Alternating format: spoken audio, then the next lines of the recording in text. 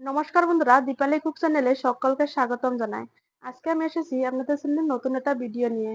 আলু দিয়ে মটন দিয়ে পাতলা ঝোল লাল লাল করে কি কি উপকরণ নিয়েছি সেটা আপনাদেরকে বলে দিচ্ছি। টমেটো আমি পেস্ট করে নিয়েছি, আর এখানে নিয়েছি আদা বাটা, রসুন বাটা, কাঁচা লঙ্কা বাটা, নুন, সরিষার তেল, আর এখানে নিয়েছি জিরে গুঁড়ো, ধনে গুঁড়ো, হলুদের গুঁড়ো, লঙ্কা গুঁড়ো। আর নিয়েছি আলু। আলু অল্প বড় বড় সাইজ করে আমি কেটে নিয়েছি। আর এখানে নিয়েছি কুচানো পেঁয়াজ, আর নিয়েছি ওই কোয়া রসুন, আর এখানে নিয়েছি স্পেশাল মশলা জিরে, ধনে, তেজপাতা, শুকনো লঙ্কা, গোলমরিচ, আর গোটা গরম মশলা। শুকনো কলা ভেজে আমি গুঁড়ো করে নিয়েছি। আর এখানে নিয়েছি 500 গ্রাম মটন, আর নিয়েছি গোটা পেঁয়াজ, গোটা রসুন। এটা অপশনাল, এটা দিতেও পারেন নাও দিতে পারেন। আমার ঘরে খেতে ভালোবাসে বলে আমি এটা দিছি। দিয়ে দিছি 1 চামচ আদা বাটা, দিয়ে দিছি 1 চামচ রসুন বাটা, দিছি 1 চামচ আমি কাঁচা লঙ্কা বাটা, দিয়ে দিচ্ছি হলুদের গুঁড়ো, আধা চামচের মতো দিয়ে দিচ্ছি লঙ্কা গুঁড়ো, আর দিয়ে দিচ্ছি জিরে গুঁড়ো, ধনে গুঁড়ো, আমার স্বাদ অনুযায়ী দিয়ে দিচ্ছি নুন, দিচ্ছি সরিষার তেল। এখন ভালো করে মাখিয়ে নিব সব মশলার সাথে। মটন সব মশলা দিয়ে ম্যারিনেশন করে নিয়েছি। 1 ঘন্টা আমি রেস্টে দিয়ে দিব। কড়াই আমার ভালোভাবে গরম হয়ে গেছে। এখন দিয়ে দিব সরিষার তেল। আলু দিয়ে দিচ্ছি তেলের মধ্যে।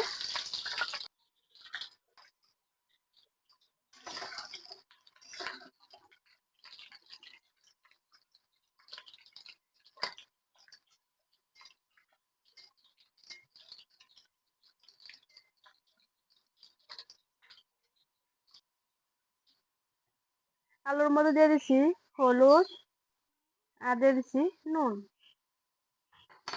এখন আমি ভালো করে ভেজে নিব, আলু লাল লাল করে ভেজে নিব। আলু আমার লাল লাল করে ভাজা হয়ে গেছে, এখন আমি নামিয়ে নিচ্ছি। ফোড়নে দিব গোটা জিরে, গরম মশলা, আর দিয়ে দিব কুচানো পেঁয়াজ। আমি হালকা করে ভেজে নিয়েছি। এখন দিয়ে দিচ্ছি রসুন বাটা, দিয়ে দিচ্ছি আদা বাটা, দিচ্ছি কাঁচা লঙ্কা বাটা। অল্প ভেজে নিব। দেখুন রসুন, আদা, কাঁচা লঙ্কা কাঁচা গন্ধটা চলে গেছে। এখন দিয়ে দিব টমেটো বাটা,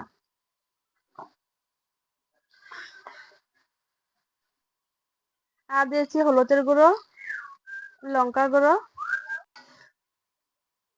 দেখুন মশলা আমার ভাজা হয়ে গেছে। এখন দিয়ে দিব মটন। 1 ঘন্টা আমি রেস্টে দিয়ে দিয়েছিলাম। এখন দিয়ে দিচ্ছি মটন। 1 ঘন্টা রেস্টে ছিল কি হয়, মশলাগুলো সব মাংসের ভিতরে ঢুকে যায়, আর মাংসটা রান্নার পরে খেতে খুব টেস্টি হয়।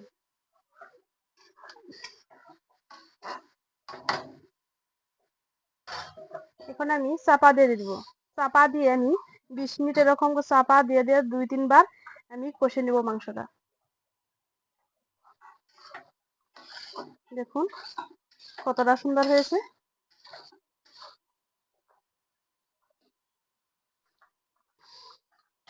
আবার আমি চাপা দিয়ে দিব। আবার আমি চাপাটা খুলে দেখে নিব।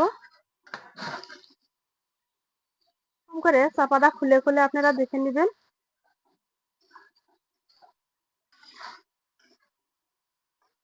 কষা করে মটনটা কতটা সুন্দর দেখা যাচ্ছে।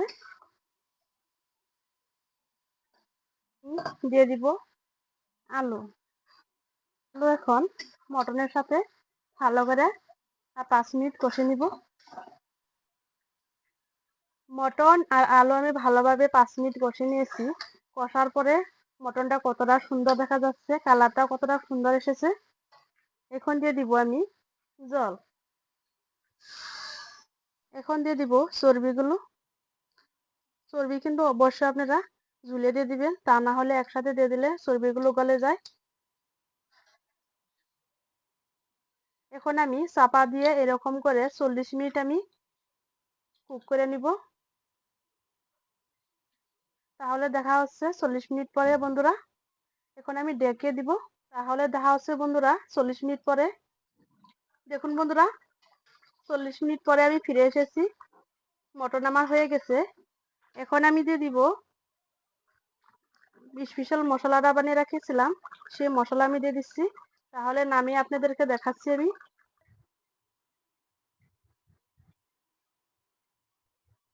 চর্বিটা দেখুন, চর্বিটা যেরকম দিয়েছি গোটা সেরকমই রয়েছে, গলেও যায় না চর্বি। এরকম করে আপনারা চর্বি ঝোলের মধ্যে দিয়ে দিবেন, দেখবেন চর্বিগুলো যেরকম চর্বি সেরকমই থাকবে।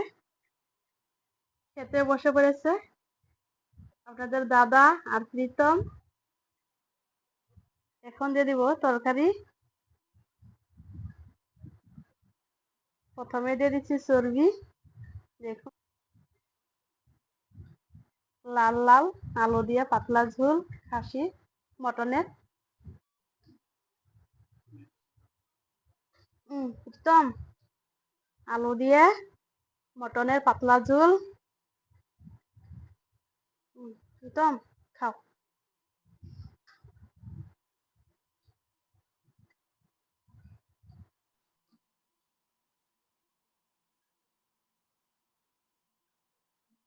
খুব দারুণ হয়েছে।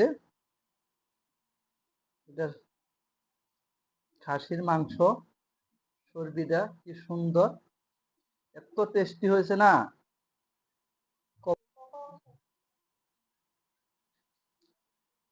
কি সুন্দর চর্বি, কি নরম হয়েছে, এত টেস্টি হয়েছে না বলার মতো নাই। ঝোলটা এত সুন্দর হচ্ছে, মাংসটা নরম হয়েছে, একদম পুরা নরম।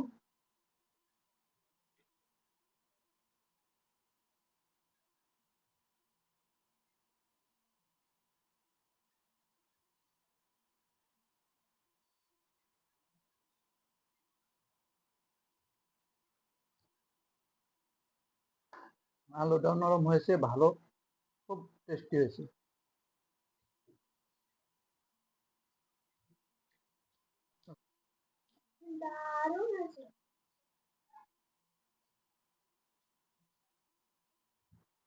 ভিডিওটা যদি আপনাদেরকে ভালো লেগে থাকে অবশ্যই লাইক কমেন্ট শেয়ার করবেন, অবশ্যই একটা সাবস্ক্রাইব করে দিবেন।